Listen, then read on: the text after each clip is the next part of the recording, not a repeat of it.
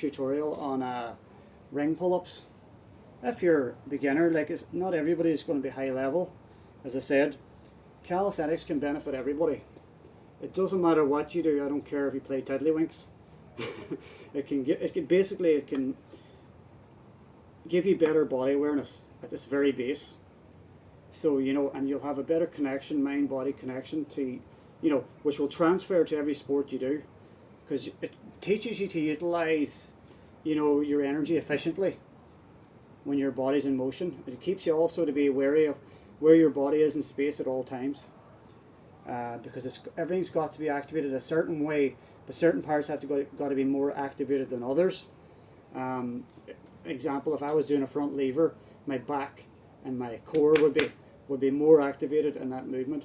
My legs would still be activated, my glutes would be activated, but not at the same level. It's like fine tuning. It's like switching enough energy here, there's no point in your body being tense like this all the time. Every part of your body being tense all the time, because that's leaking energy. It's not efficient. You're not going to be able to develop power, strength. It's the same thing in boxing. In boxing, a punch, basically, if you're tense like this when you go to throw a punch, all this is going to be leaked energy through this range of motion, and it's going to be tight, and you're not going to develop any power. But the whole idea, as in boxing or in sport, it's the same thing in calisthenics. You switch on when you need it.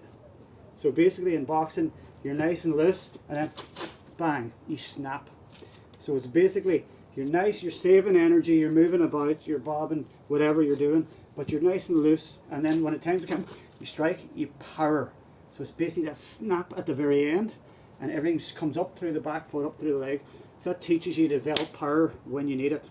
So just basically it's the same thing, a lot of similarities in calisthenics.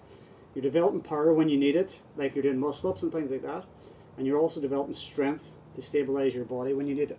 So basically, I hear a lot of people, I've done a seminar before, and someone said, I always look for someone to do pull-ups to gauge with them and show everybody else what needs to be done. It's better to have a person there so you can describe what way the body needs to be activated and stuff.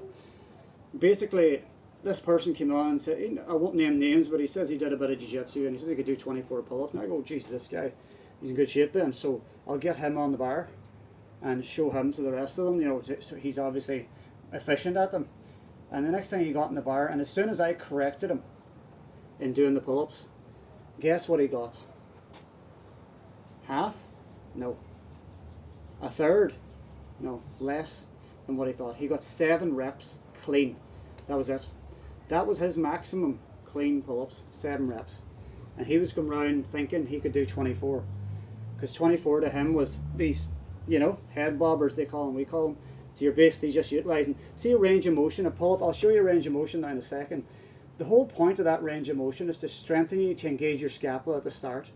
This is where you develop that strength to do the pull-ups, to switch on the right muscles, to have the right body engagement, mind-muscle connections and things. If you're cheating on pull-ups or whatever you're doing at all, I don't care if you're doing weights, doesn't matter, you're cheating yourself. It's different if you're an experienced trainer who's already had the ground, the base there.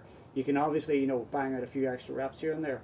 I'm chatting about people who are learning a skill.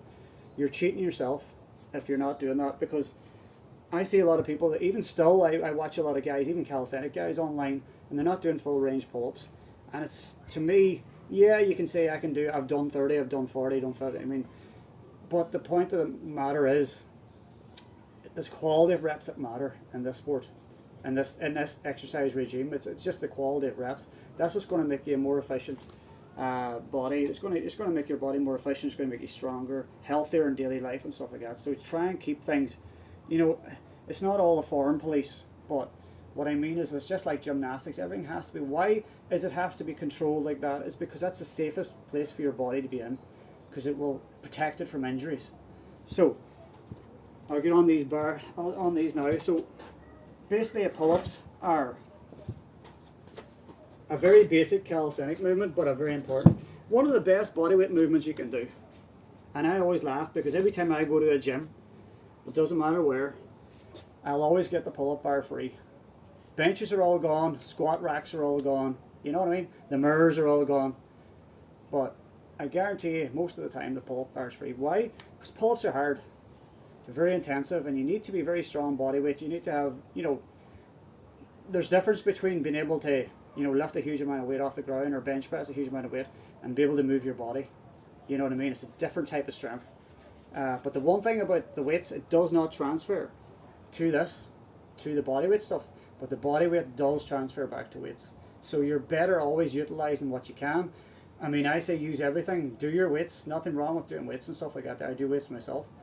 But utilise everything you can to be the best you can be. But as it says, get your technique down right and your form right. So that's what I'm going to try and show you.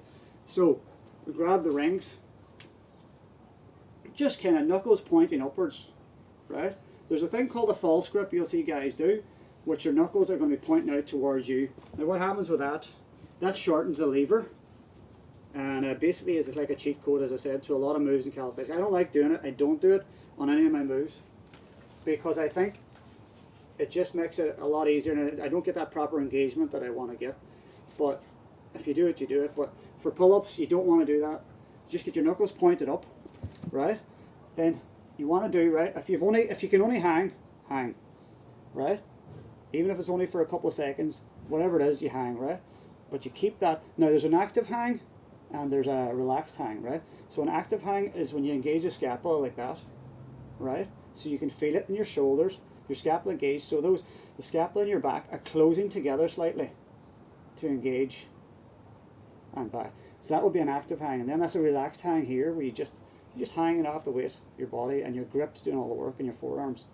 So basically then, to start to engage the pull-up, you want to engage that scapula straight away. So like I was doing with the active hang, you pull there, and then you pull to your chest, if you can, and control. So what happens there is that through that range of motion, the rings are naturally going to curl because of the nature of the rings.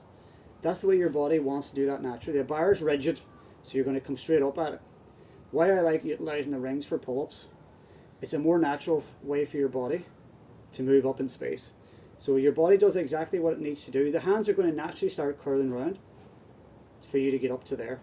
That's just what it's going to want to do. You can still do them like this on rings. You can do them that whatever way you want to do them. But this is the way the body naturally wants to go. So it's a natural range of motion for your joints, your shoulders. So it's a lot healthier than a rigid bar is. So yeah, so if you can do past that stage, as I said, you get the hang, then you get the engagement, and up, touch, down. Now, if you can't touch, it doesn't matter.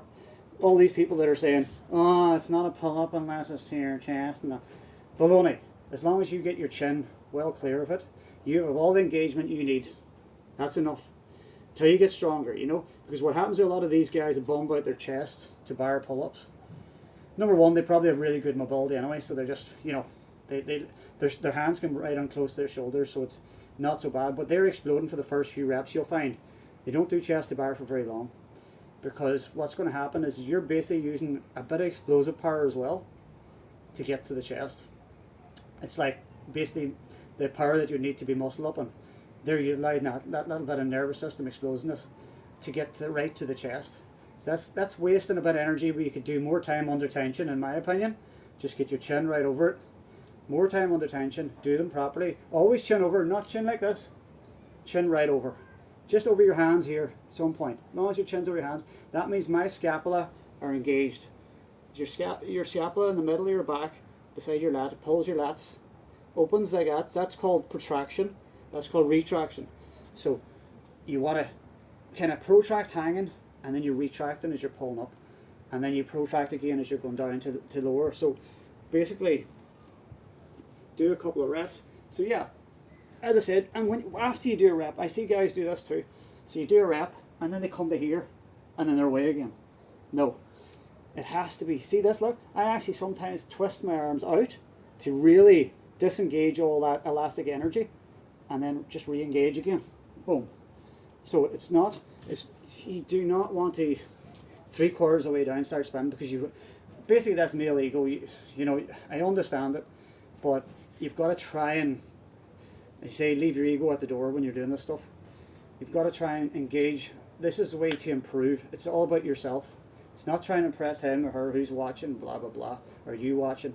It's about trying to get the best I can be within my parameters. I'm trying to be the best version of myself I can be. I know it sounds corny and it sounds blah, blah, blah, you know, but it is the truth. You're trying to be the best you can be within your genetics, within your, you know, within lifestyle, everything. You're just trying to be the best you can be.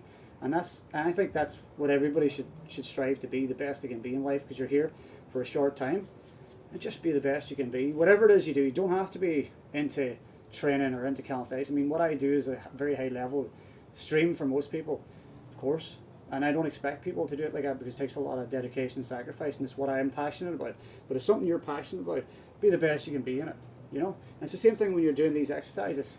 Do it the best of your ability, because I promise you it transfers to everything else in your life. Because if you start making shortcuts here and cheating, you're only cheating yourself. And plus, that stays with you. So you'll think to yourself, am I a bit of a fraud? When the situation comes in life, you will get found out. Because that's what happens. Because then you'll have that doubt in your mind, say, well, I've actually, I really know I wasn't really actually, you know, doing it properly and blah blah. And now it's time to do it. So it's kind of like you're only cheating yourself. And listen. The only person you have to care about, whose opinion, is your own, and that's the fact. Because it's how you see yourself. It's tremendously important, guys. So, as I said, do your pull-ups properly. Down, up. Touch if you can. Doesn't matter as long as your chin's well clear. Let it down. Slight pause at the bottom. Back up. So you don't want the elastic energy to do all the work for you. Okay? And if you want to strengthen certain areas, hold. Yeah? It's called isometric hold. So here, these are usually areas people stick in. Hold. Here. Here, just as you're pulling. Just that engagement there. And down. And then stretch. Now, what happens with isometrics is when you hold in that position, you don't just get strong in that position.